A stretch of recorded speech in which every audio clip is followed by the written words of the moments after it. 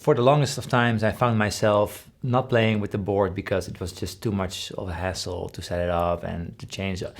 And I ended up taking just things off and record just one pedal or two pedals or three pedals, whatever I need. And it became such a mess whenever I use pedals in studio still. If you look to my right, there's... Do you want to... Yeah, show me. Look at this.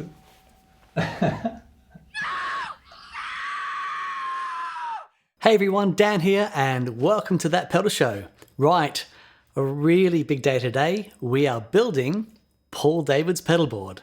So what I want to do is I want to take you through the process behind the planning of the board, choosing the right actual pedalboard itself, the pedals, the power, patch leads, load of Ps, and yeah, take you through that process and show you what we ended up with. So Mick and I first met Paul at Tom and Gear University a few years ago. They invited a bunch of YouTubers from all around the world to come and hang out and just to film, to grab, any gear that was available at Tom and we could just film with it. It was fantastic. Mick and myself had been fans of Paul's for a while. We loved his videos. If you don't know who Paul is, he's an amazing guitar player. He's also a really great teacher. He has these great concepts that he puts across really clearly. And so, yeah, we met and we filmed with Paul and, found out he's a massive gear nerd. So, of course, we got on like a house on fire. And then Paul and I started talking about building him a pedal board. He had some really specific ideas about, what the purpose of the board would be, what he wanted to achieve with it. So we started a conversation. And that conversation has lasted, for quite a long time. So Paul had the list of pedals that he wanted to use, and then some pedals would be added to the list, some would be taken away. So we had this ongoing conversation.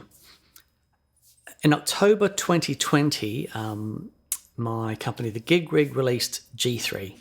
And so Paul got in touch and said, yep, that's what I want. Let's get this going. So Paul ordered a G3 and waited very patiently, I might add. So we finally got his G3 with the list of all the pedals that he wanted to use and the pedal board that he wanted to use, so we can start getting this pedal board together. So with any pedal board build, planning is everything. And especially this, because it's quite a unique situation. Paul lives in Holland, and I didn't really want to get him to send all the pedals over because it's quite a big board. There's a lot of pedals. I didn't want all the pedals to be sent over and then to just send them all back. I thought there must be a more efficient way to do it. So I got the list of pedals from Paul, and between Mick and myself, we had pretty much all the pedals that Paul wanted to use for the board. With a couple of exceptions. So Paul wanted to use a Mobius on the board. We don't have a Mobius, but we do have a timeline. Now the timeline is the same size. It has all the same connections. So we use the timeline in place of the Mobius just to get everything laid out. Okay, so the first part of planning any pedal board is you need to define what the purpose of the board is for. And once you do that, it will inform how you move forward. For example, are you going touring internationally? Is the board going to be thrown in the back of a plane like night after night? If so, you'll need a flight case. You'll need something really rugged. Is the board something that you want to be able to gig with down at your local pub, on a really tiny stage? If so, then the board might need to be more compact, but you don't need the hassles of a full-on flight case. Is it for home use? Is it for studio? So once you define what the board will be used for, then you can actually specifically work out the exact pedal board that you need. So for Paul, he'll be using this in his home studio. He's not constrained by, a small stage or anything. He can have quite a large board. He doesn't need a full-on flight case with the board, but something that offers a bit of protection. So after looking at all of the options, Paul has settled on a lovely pink Schmidt-Array XDM 750.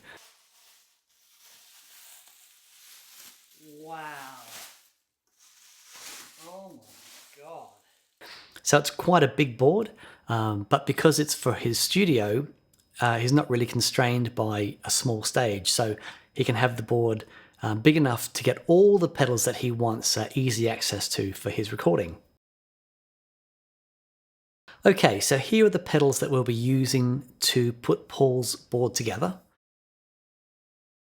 The next part of the planning is signal path. Now, because we're using a switcher that can change the order of loops, it's obviously a lot more flexible. However, it's always a really good idea to put the pedals in the switcher in the order that you would use them if you were stacking them anyway. So example, do you want the reverb after your delay? Do you want your chorus before or after your drive section? In general use. So I'll always do a plan and know exactly which pedals are going to go into which loop on the switcher. Make sure that we have a basic understanding of the signal path that we want. So along with the signal path planning, I'll also plan the power. We call this a power path diagram. Just so I know exactly which pedals need which power. It's so important. If your pedals aren't powered properly, they will never sound right. Okay, so here are the pedals that we'll be using to put Paul's board together. We've got the pedalboard, we understand the signal path, and we understand what we're doing with the power supply. It's time to play pedalboard Tetris. The most important thing when you're putting together a board like this is that you do need more space than you think. If you just put the pedals all together and think, well, that's the surface area I need, you've forgotten about the inputs and outputs for the audio. You've forgotten about the power supply, the MIDI connectors. There are 7 MIDI control pedals on this board, and we need to get access to all of them. So make sure that when you're doing your layout, you are thinking in terms of getting the jacks in, getting all the MIDI connectors, the power connectors, and making sure that everything fits. And not only that it fits, is that it fits comfortably. One of the main causes of problems on a pedal board, especially if you're touring with it, if you're doing loads of gigs, if you've got pedals jammed in and all the connectors and everything are really tight, that vibration causes issues. So make sure that nothing's too tight. Make sure that things fit comfortably. That will make a really big difference to the reliability of the board. And the thing to remember is, as guitar players, we are likely to change things on a daily basis. So you don't want to make things too difficult to get to. And it all comes back to planning and understanding what the purpose of the board is. If you're doing a tour, and you're touring an album and you've been in rehearsal and you've chosen all the pedals you need for this, to do these specific songs, you might not be too worried about, swapping things in and out easily, but for a board like this, absolutely. For most of us, we want to be able to get access to pedals and be able to, move things around and swap things in and out easily. So making sure that you do have a little bit of leeway, with the length of the patch cables and that sort of stuff. If your board needs to be flexible, then this is really important. Right, after a bunch of iterations and sending Paul some pictures, we have settled on this layout. So all of the MIDI control pedals are on the top deck of the board. Next to G3 is Paul's King of Tone. It's a dual foot switch pedal, and Paul wants to easily be able to select which side of the King of Tone that he's using. Then underneath the top tier, we've got the gain pedals, which are basically set and forget. We've got the Klon, we've got the Mythos Golden Fleece, and of course we have the Gladio. Okay, so Paul's really happy with his layout. Let's crack on and get the power done. Now, I know Mick and I bang on about power a lot, but it is so important. If the pedals aren't powered correctly, they're never going to sound right. And again, it comes down to VIC-P. We need to make sure that they're receiving the correct voltage, they're receiving the correct amount of current, that the polarity is correct, and super important that the power to each of the pedals is isolated. And it just makes the board work so much better, so much quieter. So if there's one area not to skimp on your board, don't skimp on power. Make sure you get a good power supply for your pedals, and you'll be, really glad you did. So one of the things I use in all my pedalboard builds are these cable ties and these little standoffs. And I'll place these strategically in areas around the board. And it's just to keep things neat. Once I've got the standoff where I want it, I'll do the cable tie up, but only partially. And then I'll thread my cables through. And once I've tested everything, then I'll do the cable tie up, but only once everything is tested.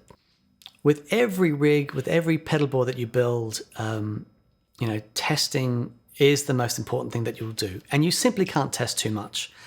I try and test at every single stage.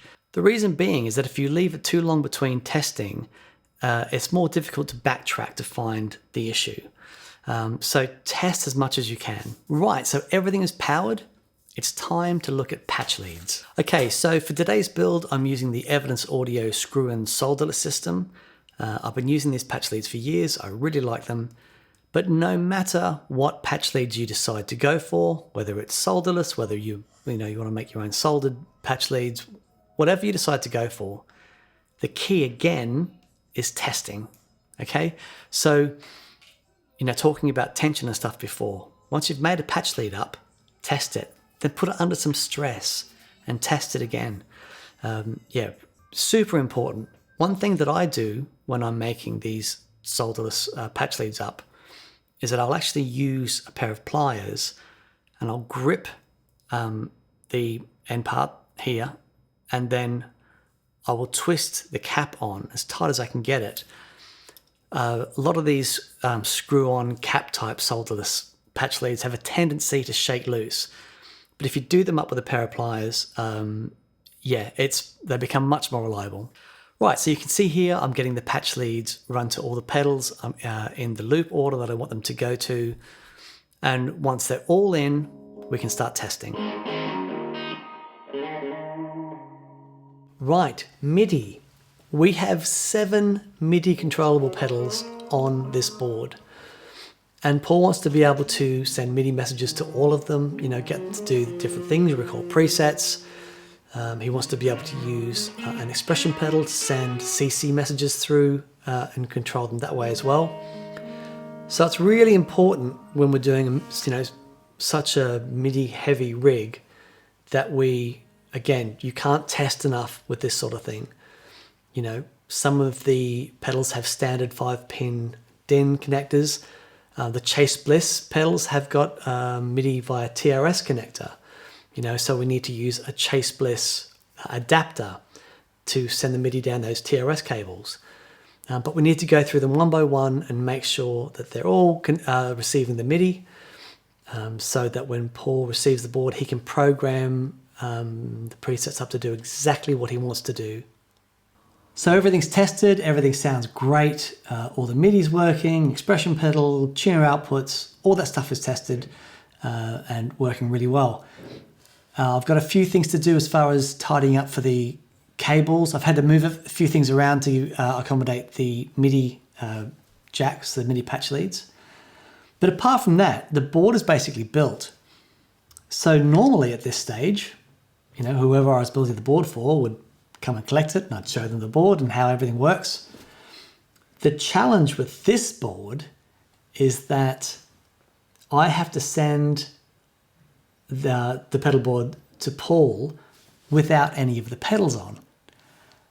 So what I have to do is, now that it's all looking perfect and wonderful, I've got to pull all the pedals off. I've got to label each of the cables and each of the power jacks, each of the send and return patch leads, and I've got to somehow lock them in place. I want to make it as easy as possible for Paul to grab his pedals and plug them in. So I think before I start pulling pedals off, I'm going to go have a little play.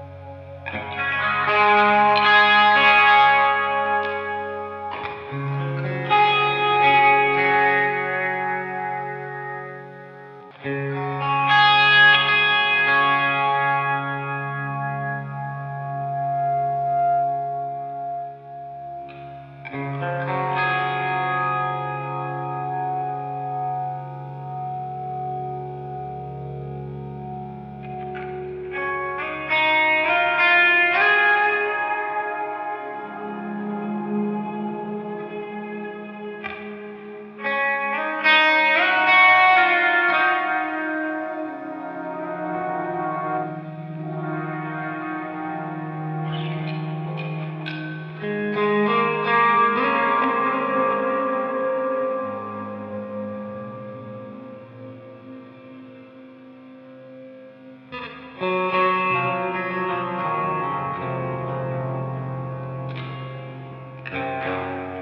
well that's it. I'm really pleased with it. It's a really fantastic sounding board. I really like Paul's pedal choices.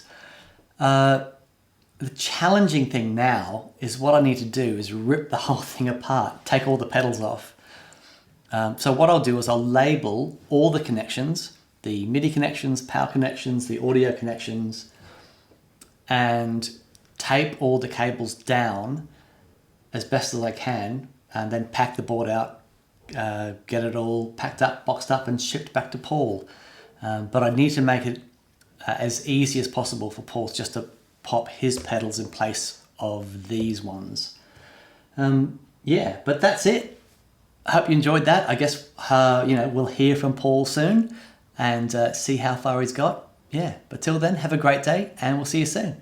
Bye.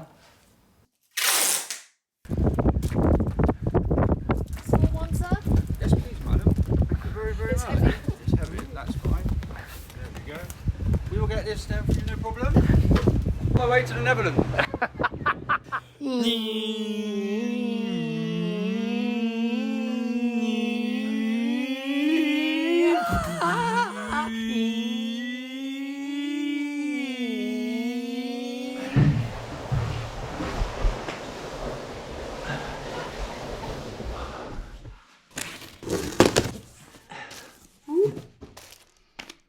Very best to you, Paul.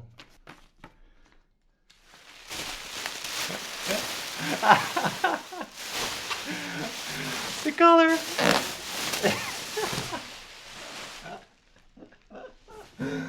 Oh my god.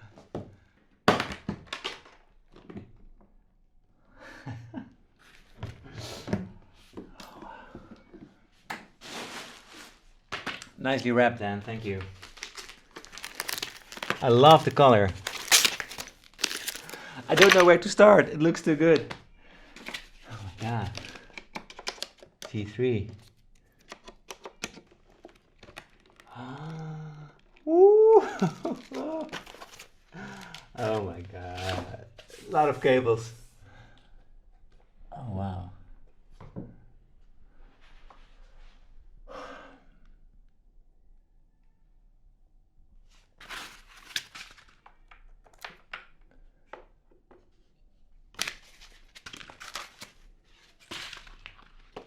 Can't wait to play this thing. So I'm really blown away by how everything is looking, how everything is labeled, and how neatly everything is done. The pedal board looks killer already. So I can't wait to build it and to have some fun with G3. It's going to be epic. I'm sure it's versatile enough to accommodate every need I've got. Thank you so much for working with me, Dan. It's an honor for me. I really enjoyed it. And yeah, hope to see you soon, mate. Cheers. Thank you.